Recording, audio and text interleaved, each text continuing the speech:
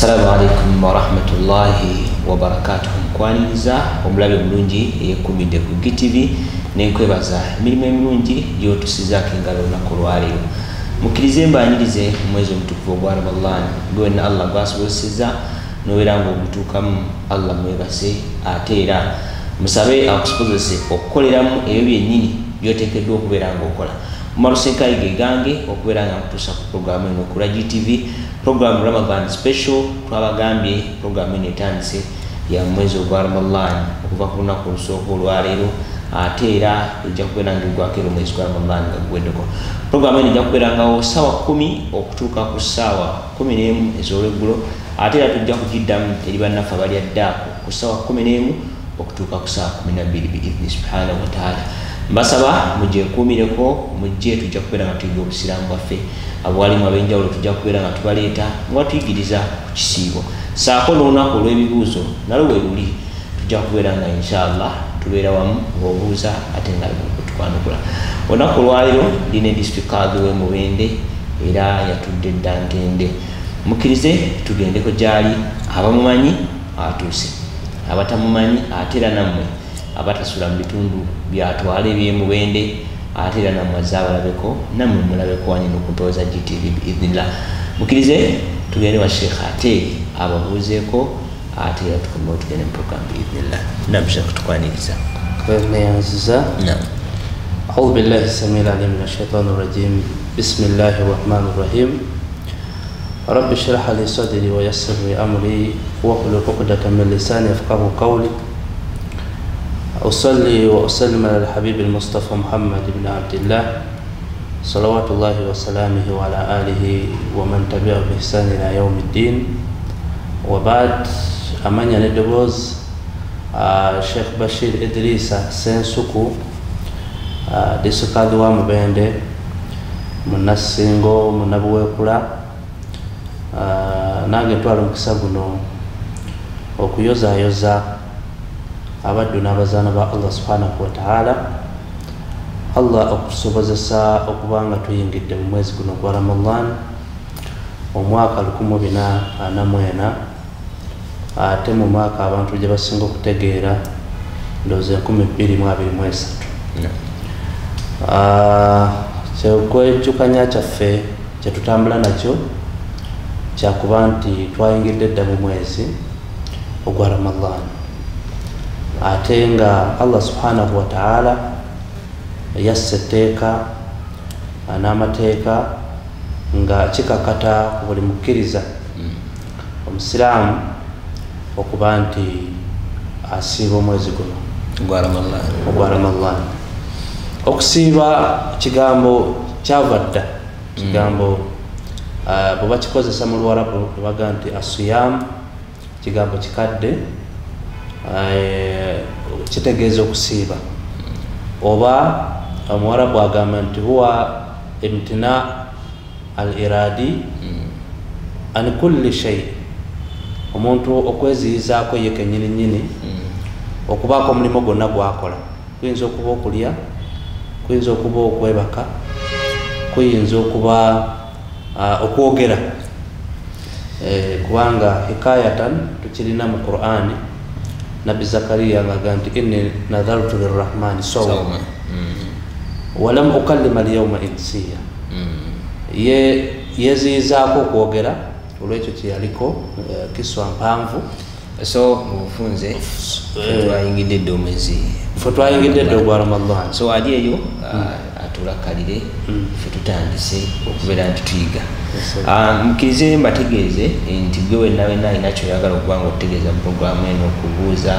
Nabagambye programu y'ebibuuzo ejja tuweereze ebibuuzo byaffe ku 07514 05383 07514 05383. Nena ayagala okubeera nti tusponsoringa programu eno omwezi omutukuvu ogwa Ramadan nalina kyatugamba naddala wano ku GTV mu mpeereza zaffe n'okubeera nga mutuwabula n'okubeera nga kusinga mujje tubeere nga mutuwagira biidhnillah. Ffe tutandise ne Sheikh okusiiba mu makulu ago nti kuba kwakyeyagalire omuntu okugamba nti nze nasiibye okukola kino, nasiibye okulya, nasiibye sigenda kwebaka, kyo bakiyita Abawarabu bakuyita kusiiba.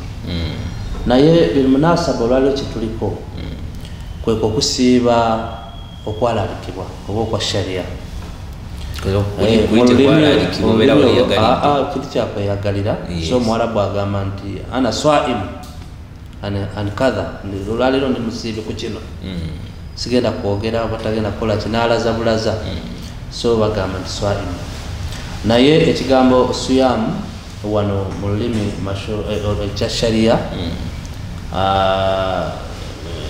kitegeeza okuba nti omuntu yeziizaako okulya n'okunywa n'ebyo byonna byonna mu sharia ebigamba nti omuntu bw'aba abikola aba asibulukuse n'ensonga z'obufumbo, okuva emmambya alwesala okutuuka enjuba lwegwa.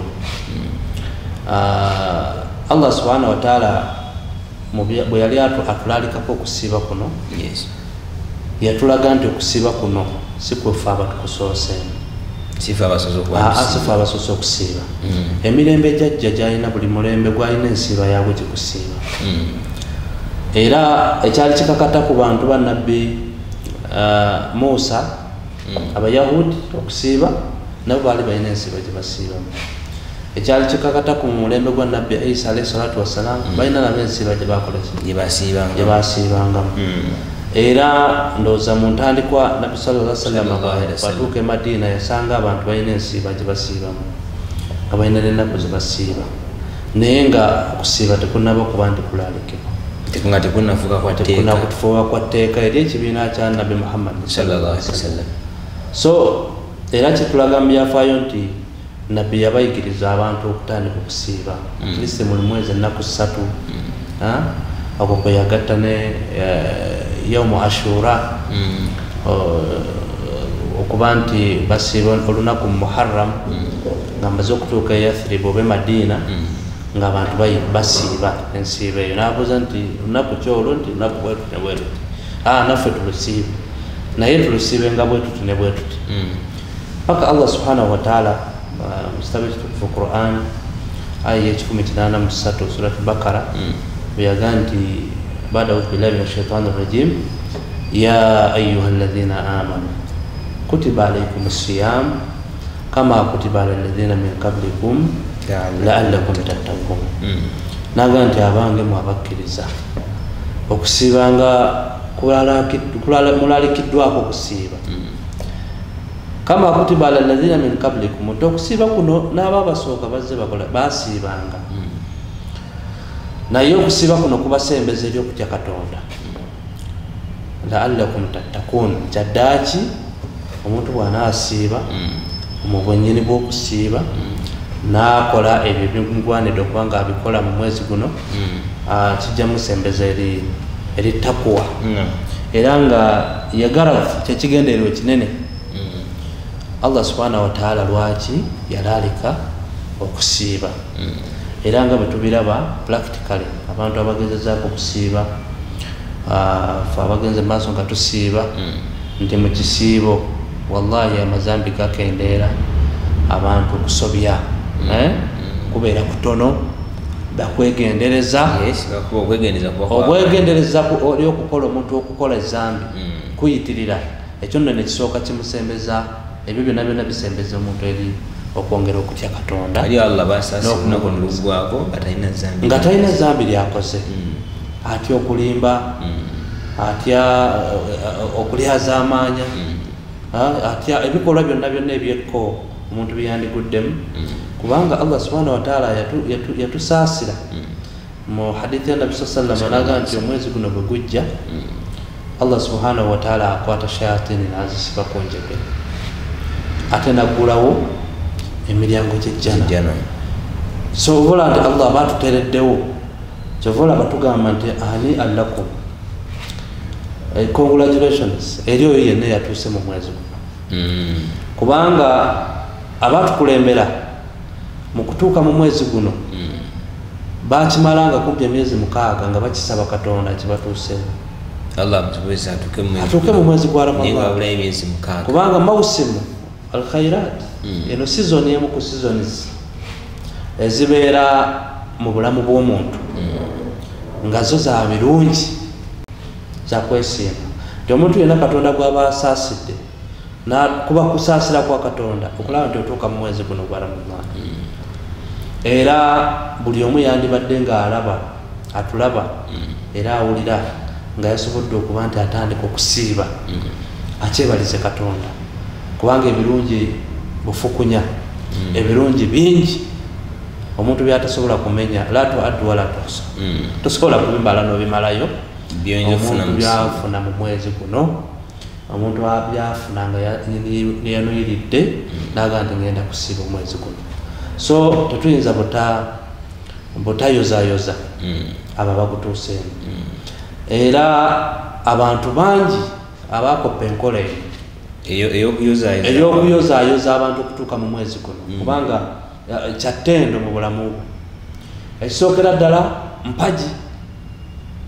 mu mpaji z'obusiraamu nga Nabi sallallahu alaihi wasallam bwe yakutegeeza mu hadithi ya Ibn Umar mutabani wa Umar ma rawahu al-Bukhari wa Muslim nga hadithi eri mu kitabu kya Bukhari na Muslim nakutegeeza nti buniya al-Islamu ala khamsa empaji obusiraamu omuzimba obusiraamu gutudde ku mpaji 5 omuzimba obusiraamu gutudde ku mpaji mmeka?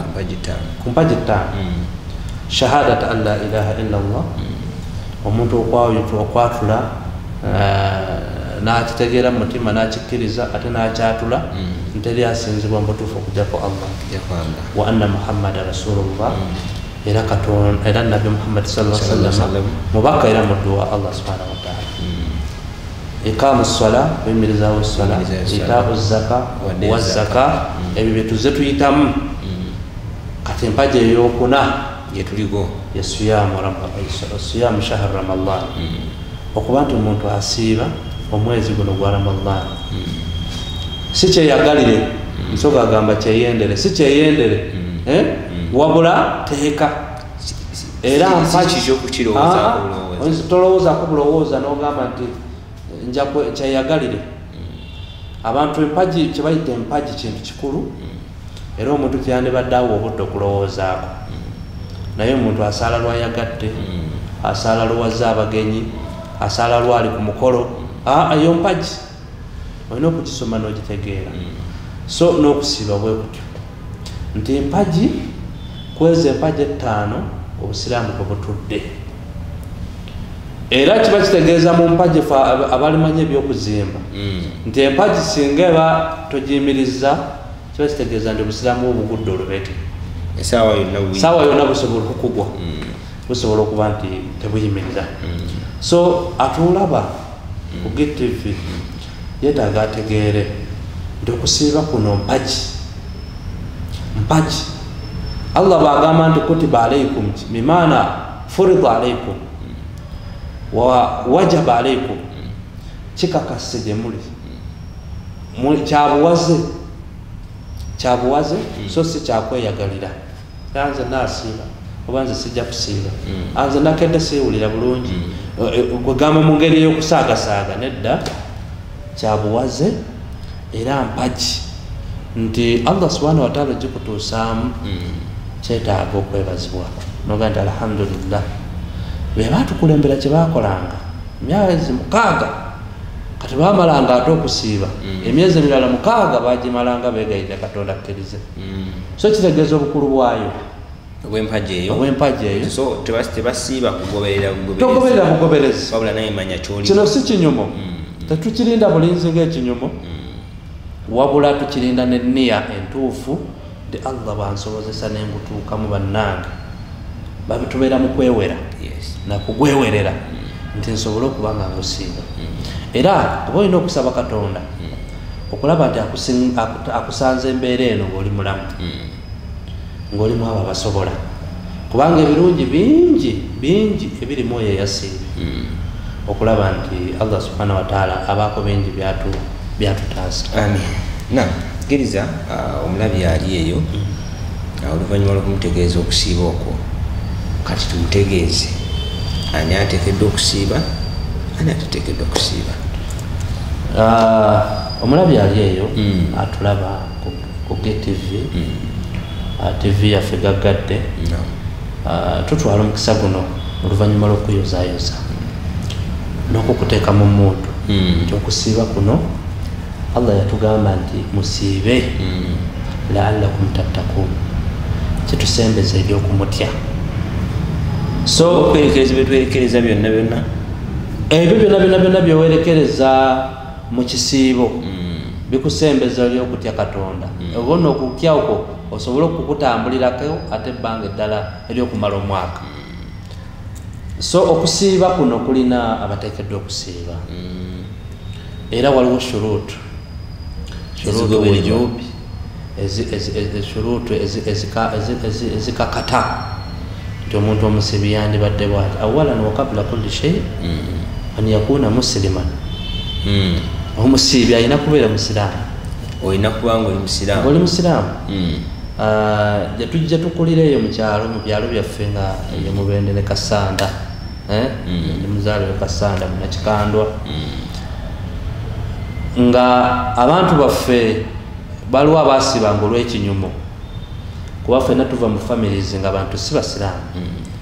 Era naawe wandaba era mpuliriza era tobulanya ffenna system mwe tulagira.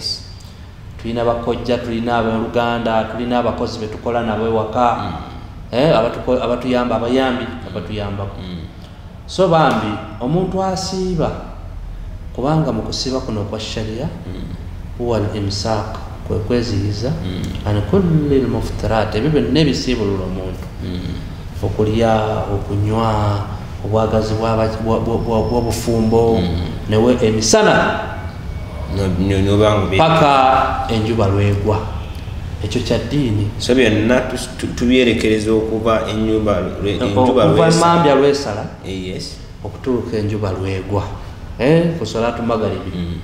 Magaribi weyingirirawo okusiiba kuba ku. So olwo magaribi wegwa tukola ebyo ebiri halaali tuddamu ne tubikola, okulya, okunywa, abafumbo bakola ensonga zaabwe z'obufumbo.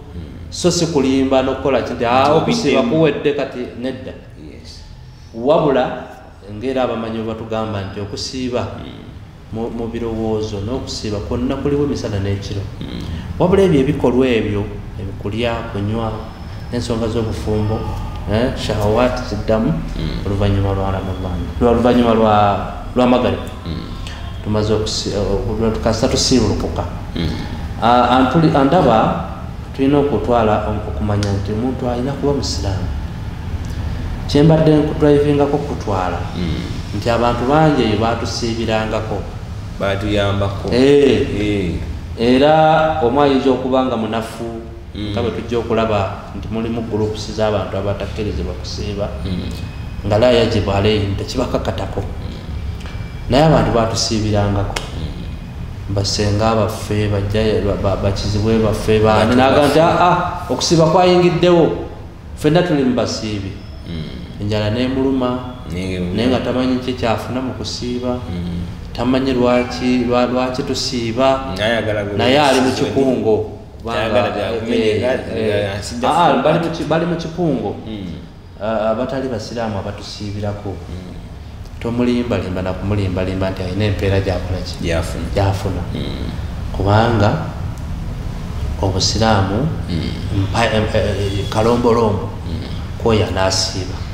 Alina okubanga oli musiraamu, yatoola shahada, nakkiriza bi alkaani al-iman, kubanga wano Allah agamba nti ya ayyuha alladhina amanu, alina okubanga okkiririza mu mpagi z'okukkiriza nga weziri nga n'ez'obusiraamu azikkiririzaamu nti okusiiba nkukkiriza.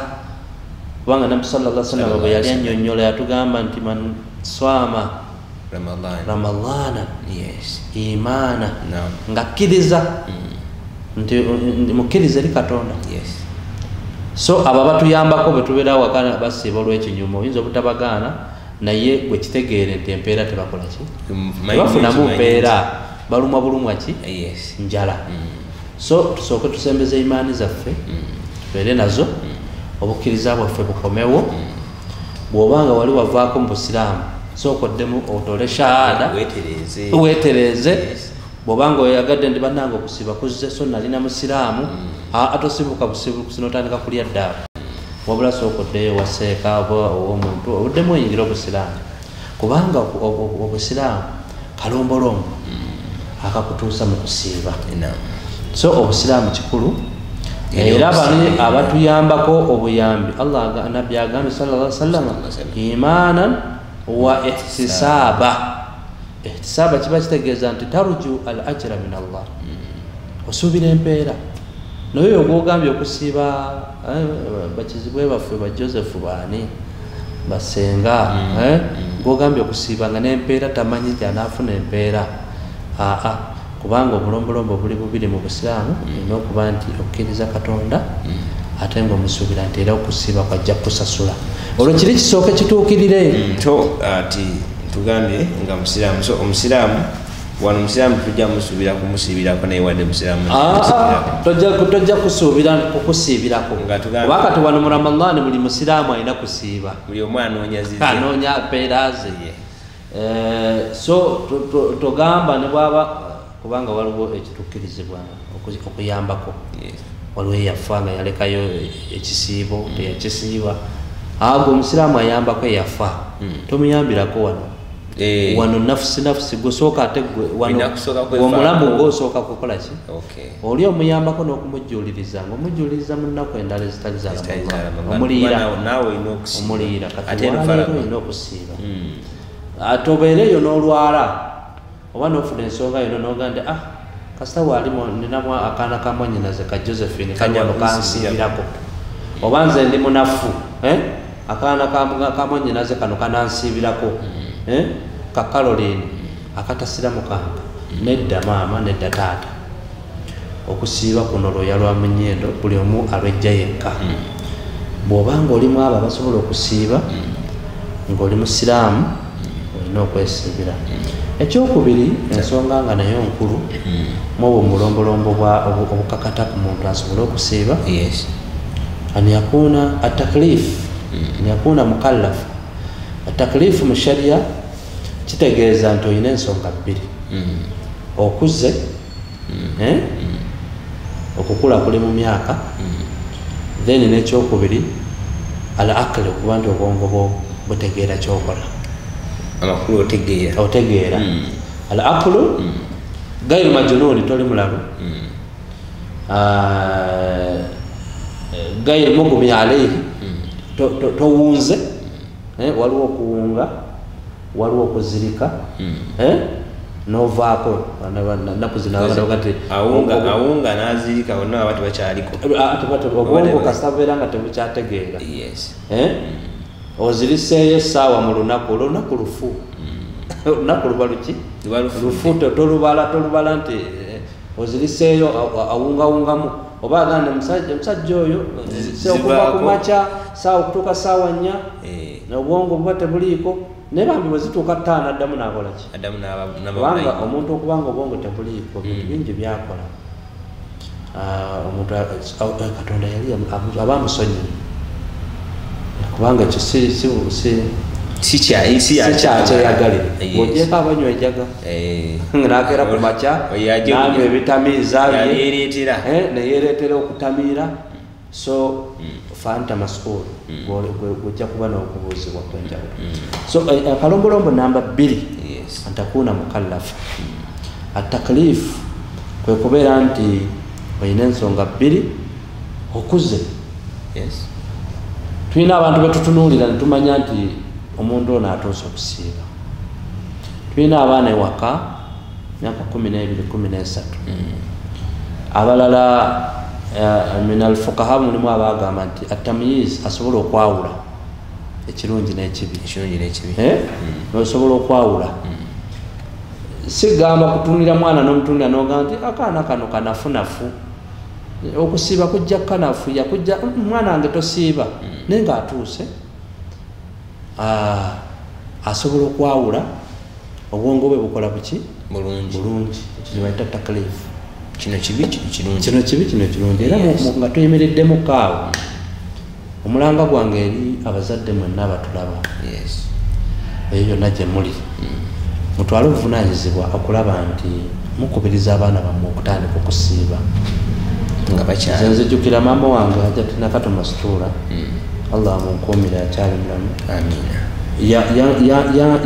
mujjukira nga aŋŋamba mu myaka nga 8 bw'ona osiiba olunaku n'olumalako nja kuwa kino bw'ona osiiba n'otuukako haafu nja kuwa kino ekyo kikubiriza abaana bano ataawud okuba nti beeyigiriza okuteekamu amaanyi n'okulaba nti bagezesa bannange okusiiba ne ibadaati tezigwa bugwi nti omwana ajja kumala kuweza myaka 18 kati simbula bambi ajja kuba yanafuwa dda ate obukulu obwa shariya si gyegino emyaka gyaffe gya constitution ya Uganda nti ajja kumala kuweza myaka 18 mulonzi olwasooka atandika okusiiba bino gya byabufuzi wabula egya shariya omuntu kasita tumulaba nti ategeera akuze asobola okwawula ekirungi n'ekibi waliwo obwana obukeera okutegeera myaka 3 myaka 4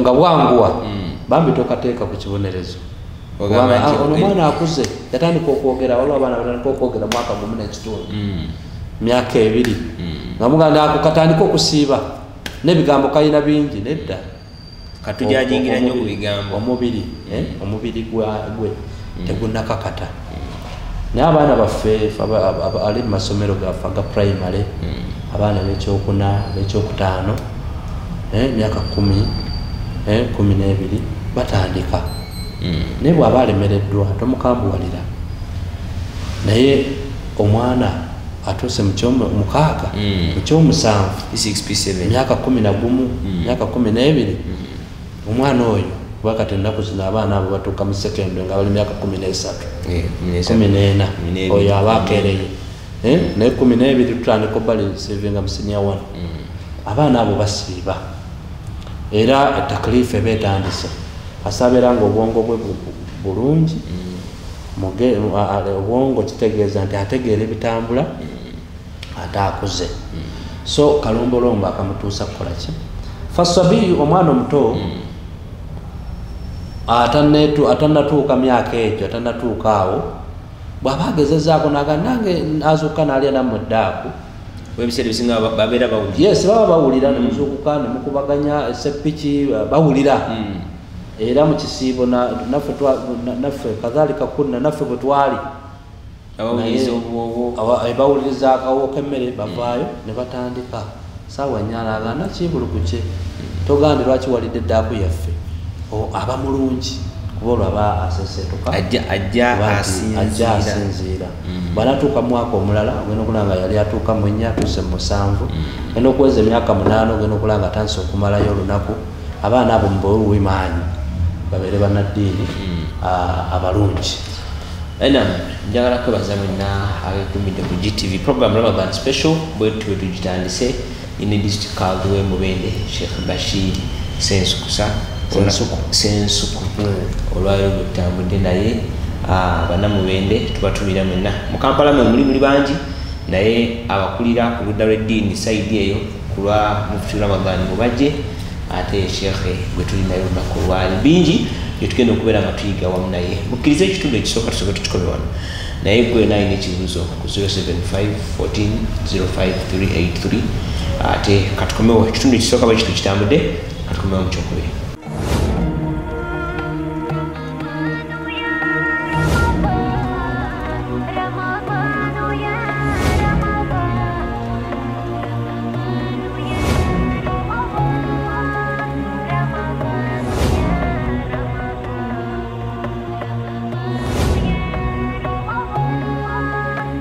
Agwenda omulungi akkiriza tutambule ffenna olunaku olwaliro program Ramadan special ayina kyayizeemu webaze Allah okusinziira ebyo byetwatandise okubeera nituyiga wabula okozi kyamaanyi nnyo gwe yeewaddeyo era akkiriza nti ndi musiraamu era okusiiba teeka gyendi era nteekeddwa okubeera ng'asiiba bingi bimwerekereza era Allah ku nniya zammwe agenda kubeera ng'abasasulamu mbajjukiza program Ramadan special ebeerawo kuva saa 11 kuva saa 10 okutuuka saa 11 ez'olweggulo ate era netugiddamu ku makya ku ssaawa 11 okutuuka ku saa 12 awo nga tuyaddaako nga naye obaako byoyiga biidinillah.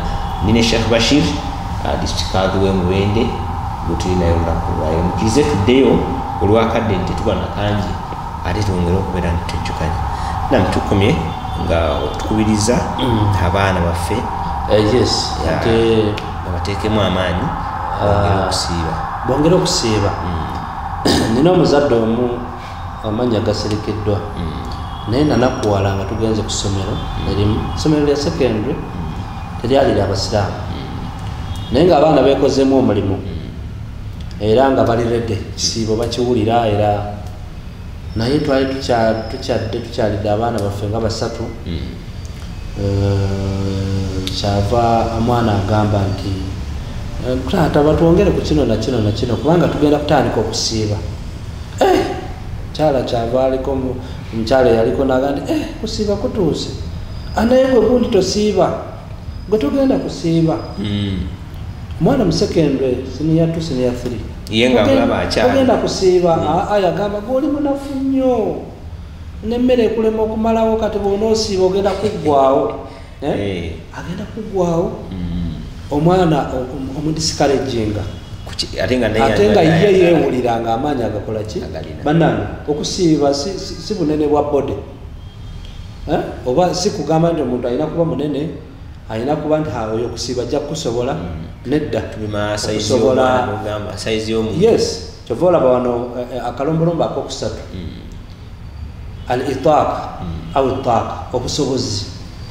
Ate obusobozi tebupimirwa ku ndabika ya muntu nti ono alabika bwati okusiiba tajja kusobola ono alabika bwati ono yajja okusobola. Oyinza okusanga gwolabanga omunene nga ate yetakusobolerako ddala ate gwolabanga gwomunafu kubanga tulina gye munagenda nga muyiga mujja kulaba nti waliwo gurupu Katonda gye exemptinga gye yagaana nti bano tebasiibanga bano tebasiiba era biri mu ayat.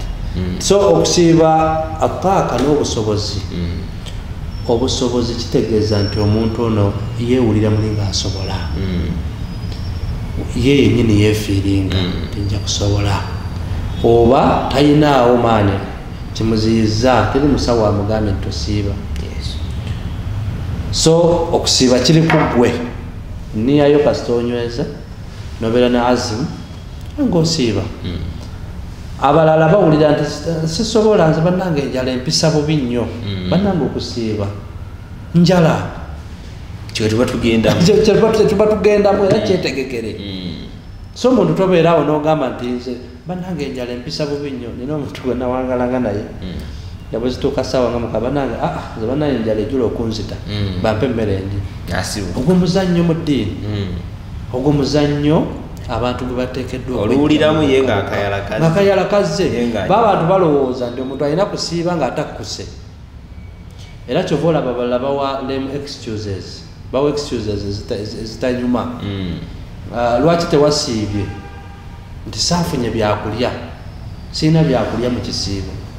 Ate okusiiba kulya okusiiba si kulya bw'oba tewafunye byakulya then kwekwo okusiiba okutuufu kubanga ebanniyayo nga nnafu okulowooza nti noolina kuba ne sitowa y'ebyokulya era abantu bagamba nti al-istidad lisawm okwetegekera okusiiba balowooza nti beetaaga bajjuze sitowa zaabwe ebyokukola ki bw'oba wafunye kapaketi akokulya ako kakuyambako mu kusiibulukuka ekitonotono n'okulya suhur dda kubanga nakusasalo yatugamba tasaharu fa inna fi suhuri baraka mulye ddaku ddaku yetandika ku ssaawa 9 10 okutuuka nozanga 11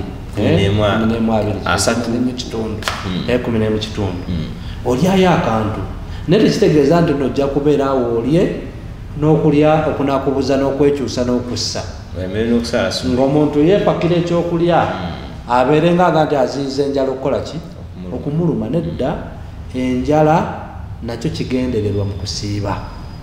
Olumu enjala osobole okuba nti osobola okugumiikiriza enjala eyo ekyo ne kijja kuyamba okwongera okugumiikiriza mu bizibu ebirala bingi ebiyita mu mwaka.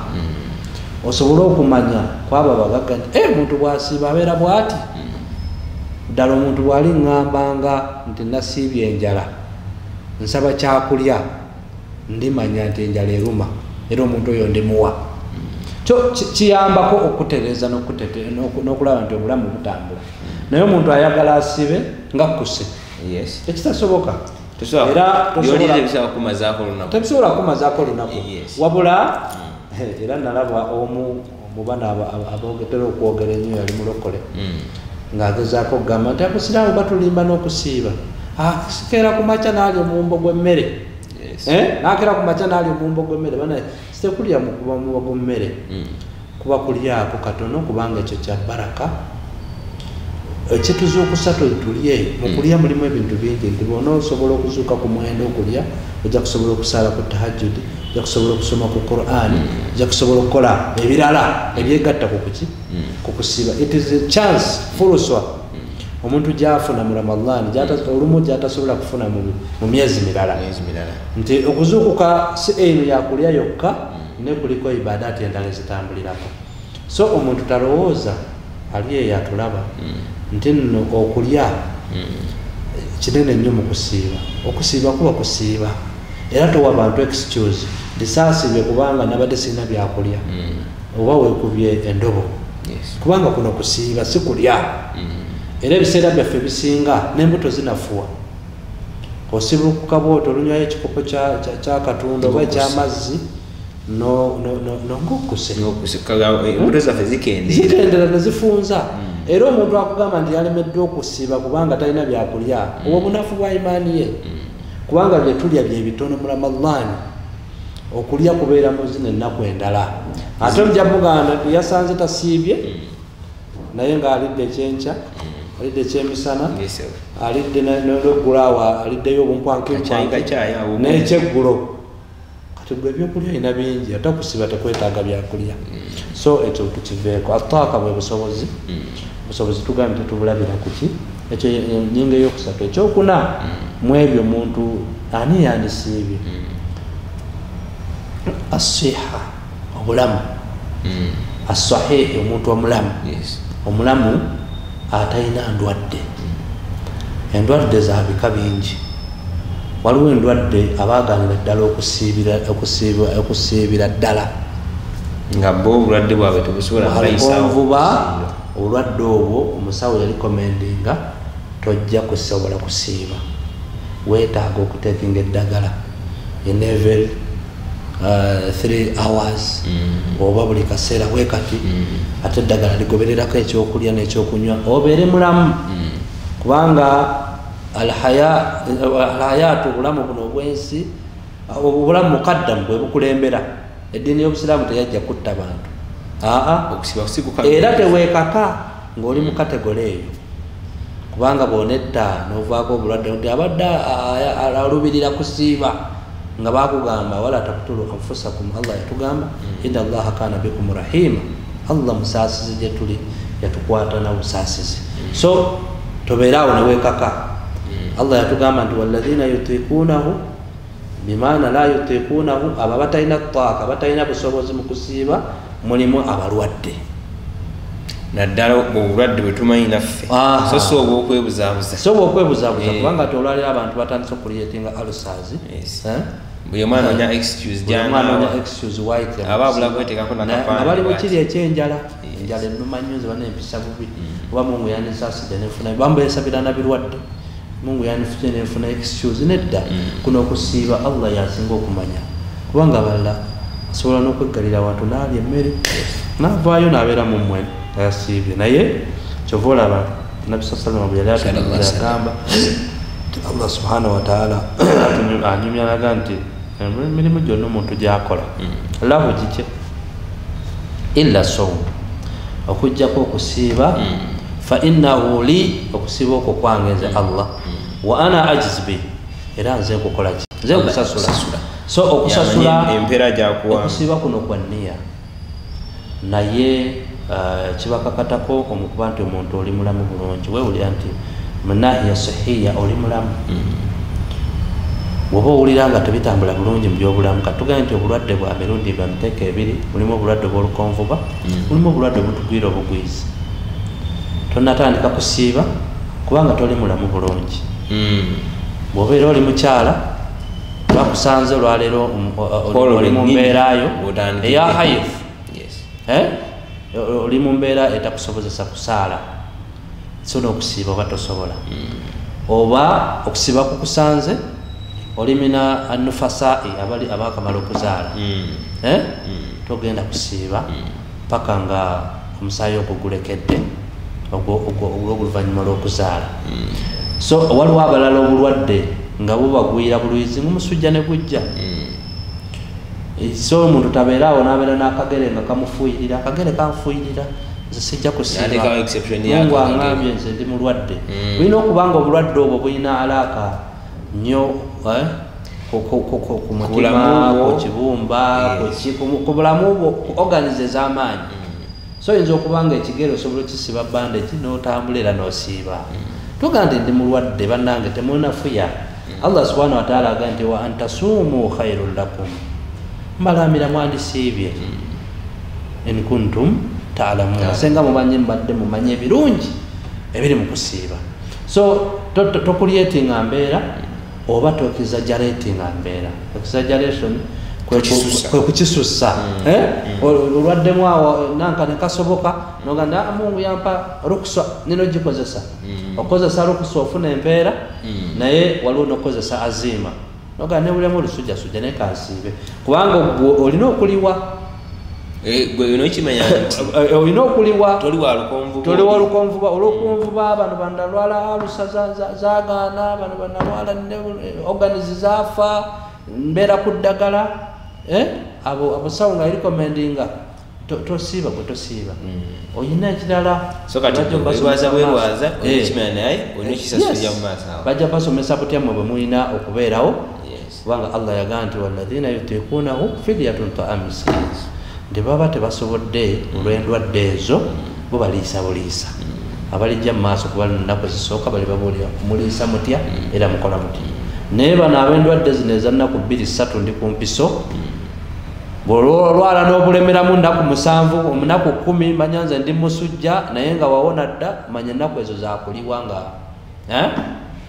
ojja kuddamu oliwe ekyo olina okukitegeera nga bwerwaza faman kana maridan obwe bulwadde obwo faman kana maridan au ala safari oba ali mu lugendo n'abali mu lugendo abatambula enyendo naye balina sharutu nti olina okuba nga olugendo lwogendako ssebo nga mubaahu lwa shariya lutegerekeka ogenda kukola ogenda kusuubula kubanga ebyo bya shariya naye ogenda kutambula otambudde talina makulu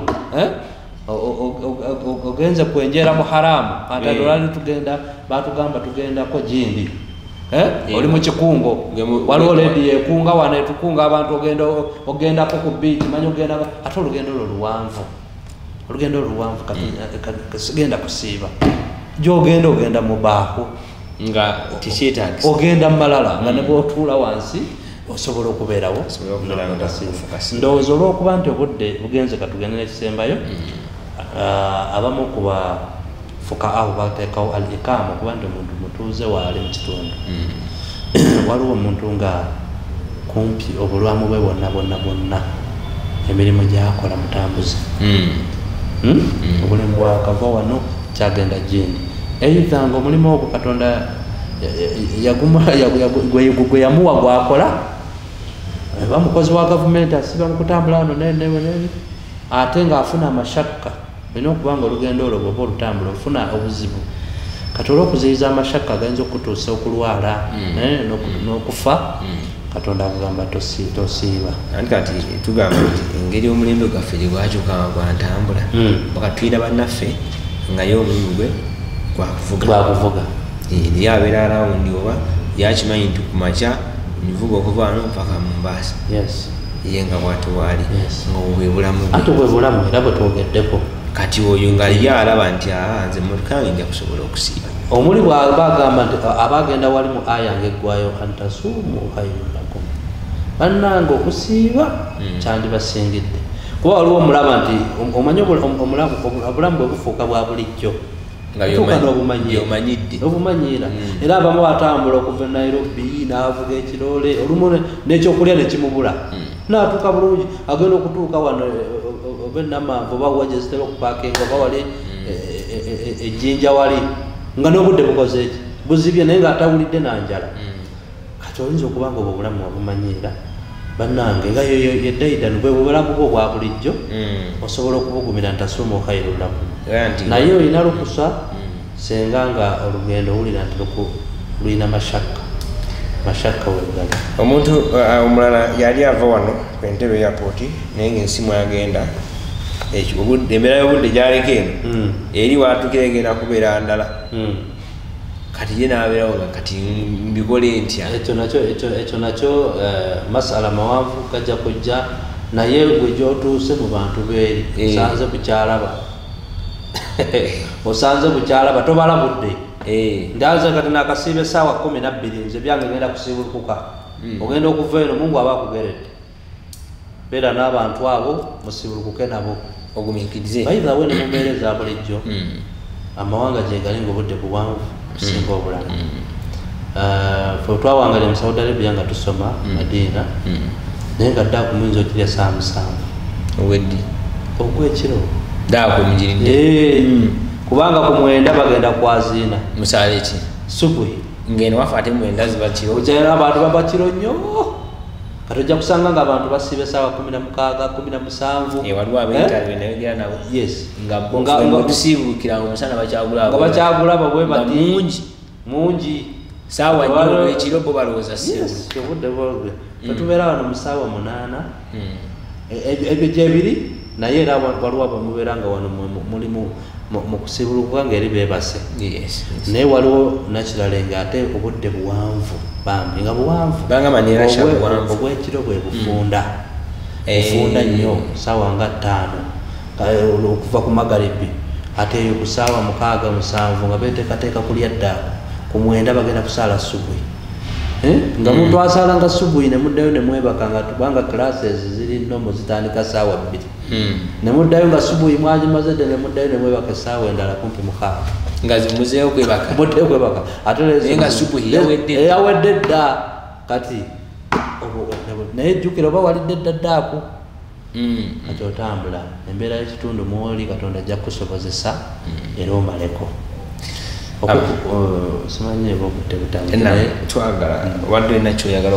kyembadde njagala just kubiriza abantu mu ebyo byonna byetwogedde bigazi obudde buno toyinza kubimalayo byonna naye nga bwe tukyali mu ntandikwa gwabadde akyesuuliddeyo bwenagamba zuukuka eno mpaji ya ddiini ozuukukosa va mu bantu okukola ki okusanyusa abantu okuli awo gundi tasiiba obufuusa ekisekerero ekisookera ddala ofuna omusango gw'okunafuya famire yewammwe muli basiraamu nnyo naye gw'oli mu kulya mmere ekyokubiri oba nga oli mulwadde ng'olimu abo abatasobola kusiiba ekitukubirizibwa ekya sunna tolya mu lujjudde goyanikaawo emmere ekitiibwa ky'obusiraamu oli mu kakaaya oli mu nkofiira oli musiraamu abantu bakumanyi onoogenda okunyonyola abantu nti nze sisiibye kubanga nga bakugambye dda liri mu kulya mu kisiibo haji mulamba hajati omulamba tebamanyi nti olina ebirwadde byo naye kyamumpisa n'okunakuwaza abalala abantu abeerawo nga ye lwatasiibye n'emmere ennungi lwasaasiibye n'abeera nga ali mu kupate asiika n'alyoka asiika n'ateekaawo abanne basiibye bayita mu ddiiro ali awo yenna ali awo ali mu kuvulubana bw'alya bwanywa bwakolaki nedda weekwekako n'olya ate tolya nga ali mu kinyumo kulya kuttanjala naye nga wakati bwe weegayirira Katonda nga bw'osaba ne Katonda okuba nti akuteekamu abo abandi siibye ate onoonyereze nnyo okumanya nti nze ali mu mbeera bweti mu kisiibo kino kyekyenkakatako otuukirize kuba Katonda bwe yakujjanga ku kino alina kye yakuteerawo bwe yakujjanga ku kino alina embeera mwe yakuteeka nembeera eyo nogitambuliramu osobola okufuna empeera zakiri kyosuubiddwa. So tikwakusuulirayo bwannagamba tosanyuka olw'okuba oli mulwadde nga Katonda nze yamponya okusiiba wabula kyofiiriddwa kyekinene law kuntum ta'lamuuna senga mubadde mumanyi Allah bweyagamba. Nga tumaliriza mu dakiika ezigadde ntono tusaba okkirize mu kusiibulula kuno ne mu kuliisa abantu bano because bangi tusuubira okutuliisa naye oluusi nga naffe tuliisa. Nsaba abantu abo balekereyo ekigambo kuba oluusi tulowooleza waggulu nti oli asobola okuliisa ate ngaoluusi naffe tusobola okubeera tituliisa. Nsaba otulekereyako kawaswiya akajja okunzika mu dakiika nga 2 mu dakiika eno ensonga y'okusiibulula n'okuliisa. Era omulanga gugenda eri abo bonna bonna basobola okuliisa. Ramadhan ono alimu empeera. Osobola okufuna empeera z'okusiiba ate n'ofunayo n'empeera endala ez'okuliisa. Ng'okimanyi nti omuntu aliisa Nabbi sallallahu alaihi wasallam bw'oliisa ofuna empeera z'oyo ez'omusiibi gw'osiibudde.